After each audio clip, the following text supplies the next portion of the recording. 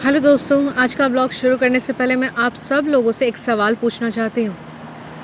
क्या किसी को भी हक है, चाहे वो मंत्री हो या आम नागरिक, क्या किसी को भी ये हक है कि बिना सबूत के उन्हें अपराधी कह दिया जाए?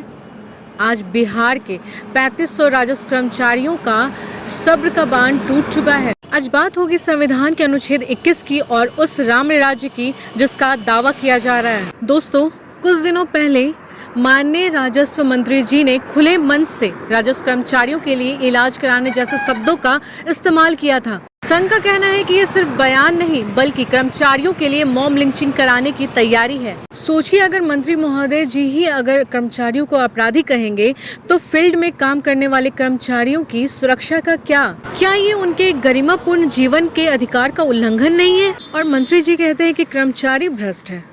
तो मेरा सवाल ये है कि पिछले 2 महीनों से कर्मचारी का हड़ताल चल रहा है, तो क्या इन 2 महीनों में विभाग भ्रष्टाचार मुक्त हो गया? क्यों विजिलेंस अभी भी बड़े अधिकारियों को पकड़ रही है? क्या सारा दोष छोटे कर्मचारी का है? अब मैं आपको वो हकीकत बताऊंगी जो शायद आपको कोई नहीं बताएगा। मंत्री जी जन संवाद कर रहे हैं, लेकिन क्या आपको पता है 11 जिलों में जन संवाद हुआ, पर एक भी आवेदन का अब तक समाधान नहीं हुआ। ये सिर्फ एक शो बनकर रह गया है। सरकार ने पंचायत सचिवों और अमीनों को काम सौंपा, पर ये वैकल्पिक व्यवस्था पूरी तरह फेल हो गई है क्योंकि उन्हें काम की जानकारी ही नहीं है।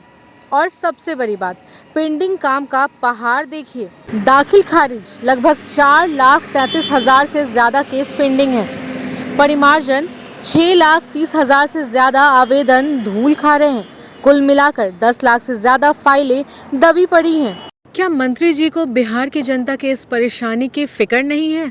बात सिर्फ काम की ही नहीं, सम्मान की भी है। जुलाई 2025 में मुख्य सचिव की अध्यक्षता में लिखित समझौता हुआ था ग्रेड पे 2800 और सुख सुविधाओं का। आज सरकार अपने ही सबसे बड़े अधिकारी के हस्ताक्षर को रद्दी का टुकड़ा मान रही है। एक तरफ सचिवालय के लोगों को रातों रात प्रमोशन और दूसरी तरफ ग्रेजुएशन किए हुए राजस्व कर्मचारियों को लेवल 2 में सराहा जा रहा है। बिना कंप्यूटर, बिना इंटरनेट के डिजिटल इंडिया का सपना इनसे पूरा कराया जाता है।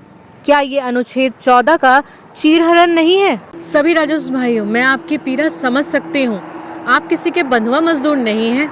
जब तक सरकार लिखित समझौते को लागू नहीं करती है और आपके सम्मान की गारंटी नहीं देती है, तब तक ये संघर्ष जायज़ है। मैं प्रगति आप सभी के साथ खड़ी हूँ क्योंकि न्याय में देरी अन्याय है। दोस्तों, इस वीडियो को इतना शेयर कीजिए कि ये आंकड़े और ये हकीकत पटना की गलियारों तक गूंजे और अपनी राय कमेंट सेक्शन में ज़रूर लिखें। Bye bye.